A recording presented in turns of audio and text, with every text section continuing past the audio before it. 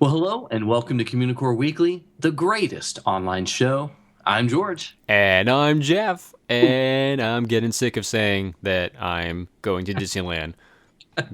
Yeah, I'm sure as you're probably writing something right now as people are listening to this. Yeah, if you are listening to this during the week it's released, January 27, 2013, then I am probably riding a ride right now as you're listening to this. So I'm thinking of you guys. I really am, as I'm on Mr. Toad's Wild Ride. Try not to text me while you're writing stuff. I probably just sent you a picture right now. Hey, look at me having fun at Disneyland.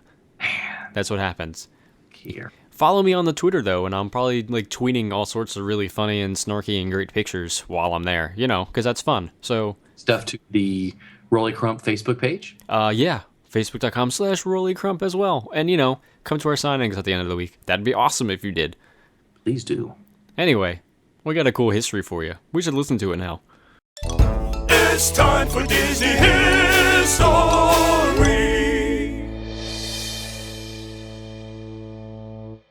So for long-time listeners of the show, I'm sure you know the theme song by heart by now, and you know the parts about BobARounds boats. I mean, it's even on George's shirt. Here's the thing, though, guys. There's really not a lot that we know about BobARounds boats. Everything that has been written about it, George has looked into already. We have 3 photographs. So again, we'd like to know a little bit more. So again, I'd like to welcome Bob Gurr back to the show to give us a little more insight on the BobARounds boats and the Bobalong boats. So Bob, welcome back. Yes, this is Bob of Bobalong. Now, is it named after you? No, oh my gosh, no! I wouldn't want to have that thing named after me. But yeah, well, the reason there isn't much written and there isn't a lot of research available on it is much like some other unnamed attractions that came and went in Disney parks over the years.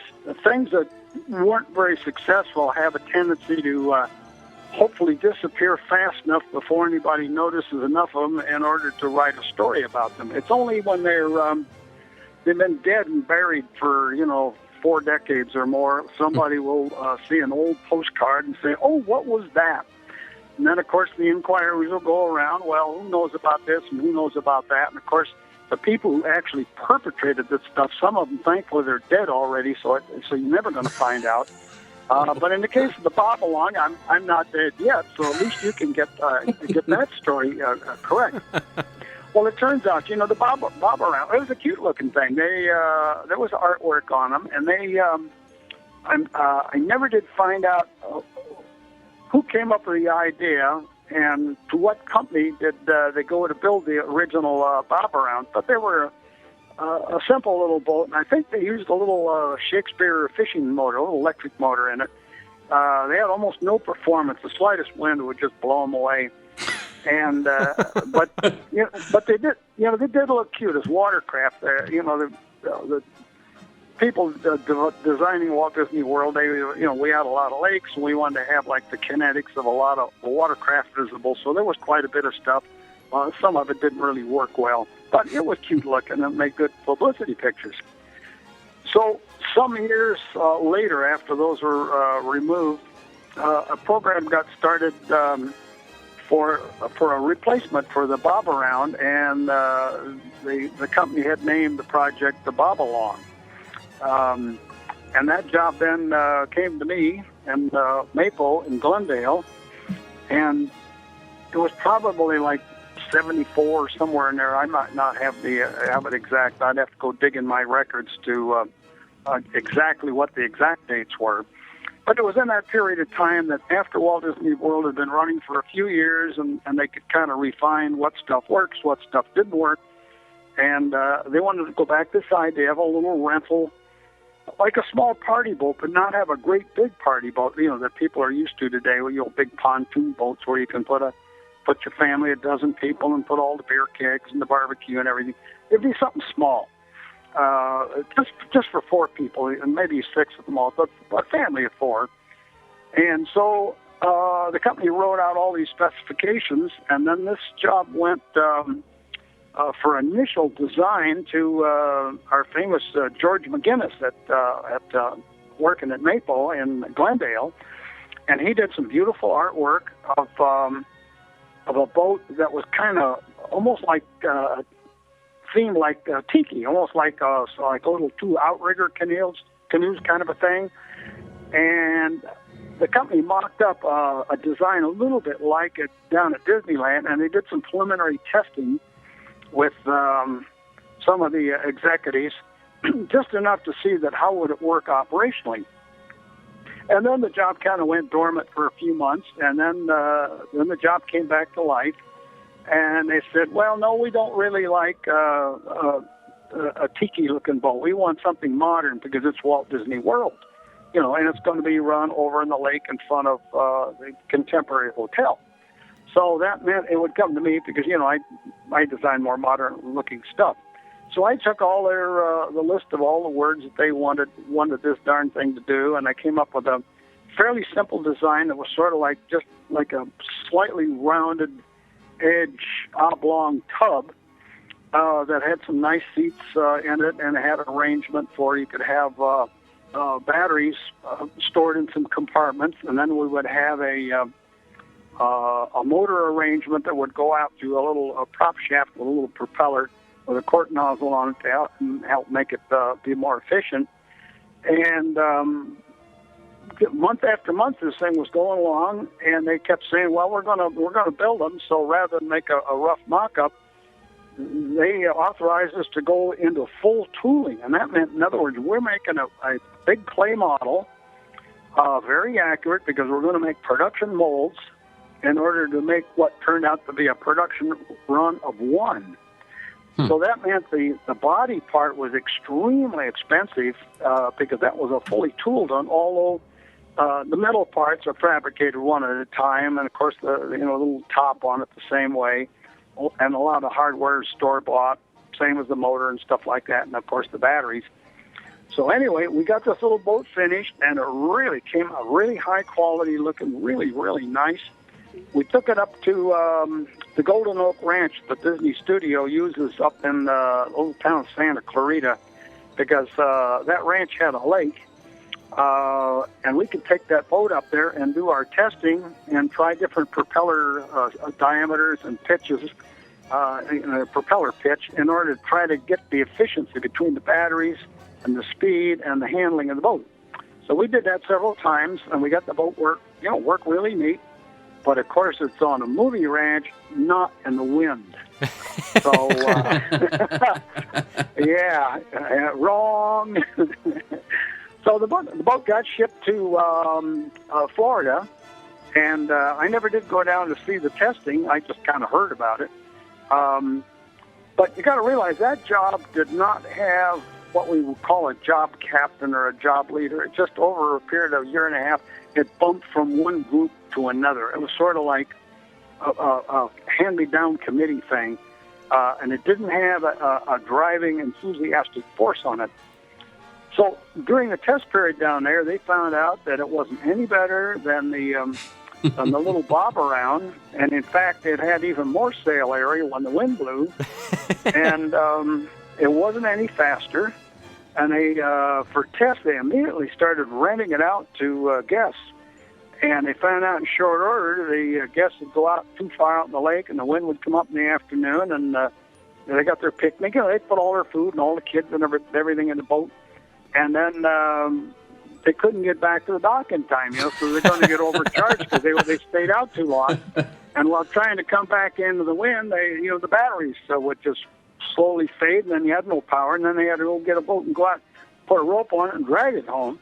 A person might go out and sign up for 2 hours, and they got a 5-hour retrieval, which screwed up their day. So we never did get any reports about it, except that when somebody make an inquiry, well, do we go ahead with the boat project or not? And they said, no. No expenses? No. So the lesson was an indelible lesson for me, was that from the business sense, don't ever get launched on a project that you don't have several people enthusiastically champion the idea and will follow it all the way to opening night. The jobs in hindsight that always had that characteristic, even when I was at Disney and even when I was after doing other jobs after Disney, that characteristic was what made the success. And the Bob-a-Long was singularly about the worst of the projects. That it really had no home, it had no mother. It was like it's like a project in a yard full of chickens, and you don't even have the head chicken that the chicks can follow, and they just run around. And nobody's in charge. And then at the end of the thing, the accounting department, they just bury it, and that's the end of it.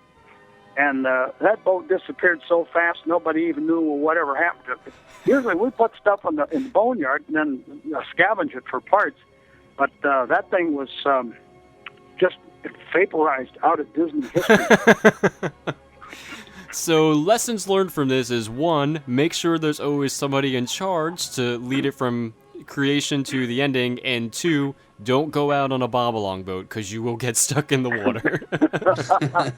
Well, sometimes a year, Florida has this, what shall I say, interesting summer weather, which about 1 o'clock in the afternoon, thunderstorms come up.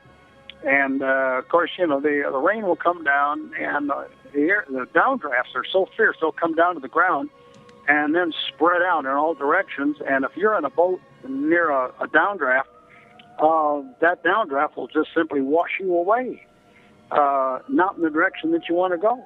That's just life. and both of the Bob boats had a hard plastic roof, so to speak. Yeah. Right? So. Yeah. So. But wow. Both of them were cute. The little round was very cute, quite decorative for the publicity for people to go visit Walt Disney World. And the Bob-a-Long boat was, a little bigger, probably a little more stylistic, modern kind of a design. And unfortunately, had a ton of money put into it because of the production tooling. Remember, that makes the difference between a hand-built kludge kind of a thing for a demo versus, say, a fully tooled production-like thing that's up to the design standards of a Disney park. He's a nerd, he's a geek, but we all like to hear him speak. So listen up to the words from his speech. It's George's Book of the Week. This week's book is a little bit different. It's The Art of My Neighbor Totoro, a film by Hayao Miyazaki. The films by Hayao Miyazaki and Studio Ghibli, or Ghibli, I'll find out how to say it, aren't Disney films, but Miyazaki has been called the modern-day Walt Disney, and John Lasseter, who we all know who he is a huge fan of the Miyazaki films. He's largely responsible for getting Disney to distribute the films in the US. I first saw Spirited Away 10 years ago, and I was hooked on the Studio Ghibli films. Ponyo, Spirited Away, Castle in the Sky, Whisper of the Heart, and Princess Mononoke are all amazing titles, and every Communicore cadet needs to see them. My Neighbor Totoro is easily the most popular and touching film from Miyazaki, and this review is about the book The Art of My Neighbor Totoro. This book is not like the other Art of books by Chronicle. It's published by Viz Media, which also publishes Shonen Jump and other manga-related titles. So the book itself is just as gorgeous as the film. As expected, the title is full of jaw-dropping concept art, whether it's character development or backgrounds. The second section of the book, which is most of it, really goes scene by scene, sharing full scenes and backgrounds. It's quite amazing to see that the studio actually prepared architectural drawings of the house. That's a lot of detail, and I think that's what the studio's films are really known for. Interspersed throughout are thumbnail sketches, more character sketches, and tons of drawings of different Totoros. Do you have to catch all of them? Oh yeah, that'd be great. And those little Totoro catching, no, that's Pokemon. Oh, you mean they're not the same? I know, we'll get in trouble here. So, sorry. Anyways, the last section is different. It's something you usually don't see. They actually take a look at what they call the Totoro special effects, like how the studio handles the rain, the steam, the dust mites, the tadpoles, basically the things that make the Studio Ghibli films stand out. And there's a great quote about what actually a Totoro is from Miyazaki himself on page 5. And he says basically it's the name that the 4-year-old May gives these creatures. No one knows what the real name is. They dwelled in the forest here a long, long time ago, when the country was nearly uninhabited. Apparently, they live over 1,000 years. The large Totoro is over 2 meters tall. Big and furry, not unlike a big owl beast or bear, this animal might be considered a monster, but it never attacks people. These serene, carefree creatures have dwelled in forest caves or old tree holes, away from humans, but somehow the sisters Satsuki and Mei managed to find them. The Totoros don't want any commotion, and although this is their first contact with the humans, they've opened up to Satsuki and Mei. Because it's always hard to explain what a Totoro is to people. You're just like, they're awesome, and you've got to see the movie. Sometimes it's a 1, sometimes it's a 2. When you gotta go, what you gonna do? It's a bathroom break. A bathroom break.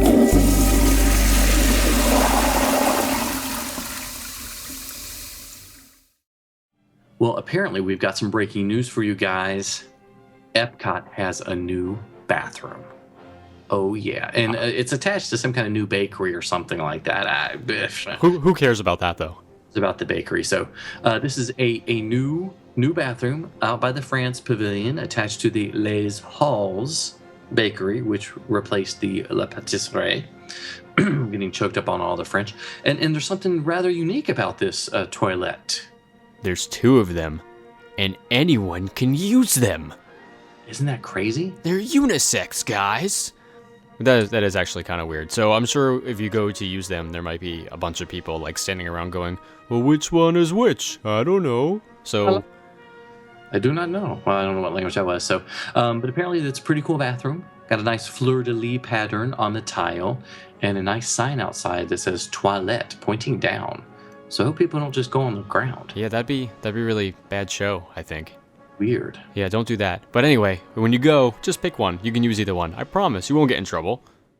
Sometimes you might see it, sometimes you don't. Hey, look, what's that? It's a 5-legged goat.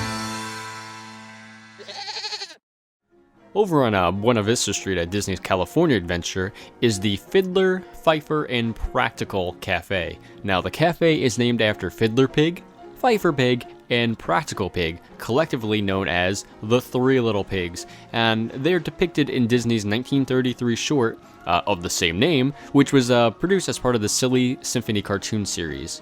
Now, the short is also what the award-winning song Who's Afraid of the Big Bad Wolf was composed for, but there's also a fictional story behind the cafe as well.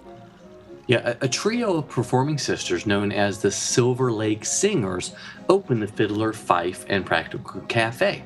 Each of them plays a musical instrument in the same way that each of the Three Little Pigs played an instrument in the Disney animated short.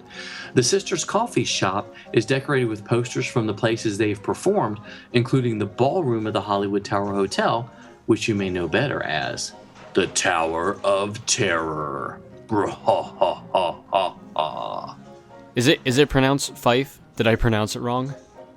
What'd you say? I said Fifer. What did I say? You said Fife. Because I didn't read the whole thing. You want me to do it over again? No, you know, as a matter of fact, we're going to leave this part in the podcast. Oh, okay, good. Just as long as everybody knows that occasionally we do make mistakes and we don't fix them. Listen, we're human, guys. I apologize. One of us is wrong, the other is right. I don't know who's who. It could be either one at this point. I don't know. Well, thanks so much for listening and watching. Yeah, be sure to leave us a comment and rate us on iTunes. Yep, and make sure you rate whether or not you like Jeff being at Disneyland or not. That's important. Because I'm there right now, guys. So if you're listening to this week when it comes out, I'm there right now. Wow. I'm not rubbing it in, but I'm there right now. Sort of like tripping my mind. I know. Well, anyways, feel free to email us at communicoreweekly@gmail.com. And if you are at Disneyland and you're stalking Jeff, send the photos there so we can see them. Use them on the show. You can also like us on Facebook at facebook.com/Communicore Weekly, where you can also post pictures of you stalking me and stuff, which actually saying that out loud makes it sound really creepy. So maybe you should not be doing that. It's not creepy to me at all. Yeah, it's creepy. Okay, well, anyway, so follow us on Twitter. I'm at Imaginerding, and he's at Jeff Heimbuck. But don't follow me in the park. Just to establish that again, don't follow me. I mean, you can come say hi. Just don't follow like 10 steps behind me, because that's weird. What if they start like throwing rose petals in front of you as you walk? Yeah, that's a little weird too. Yeah, really? I thought that'd be kind of like cool. I mean, where are they getting the roses from? And just like carrying around roses. They're going to run out of rose petals eventually. Like Coming to America? All right. Yeah, well, anyway. I'll accept that. Okay, in case you guys haven't figured this out yet, I'm George. And I'm Jeff. Thanks so much for watching. We'll see you next time on Communicore Weekly, the greatest online show.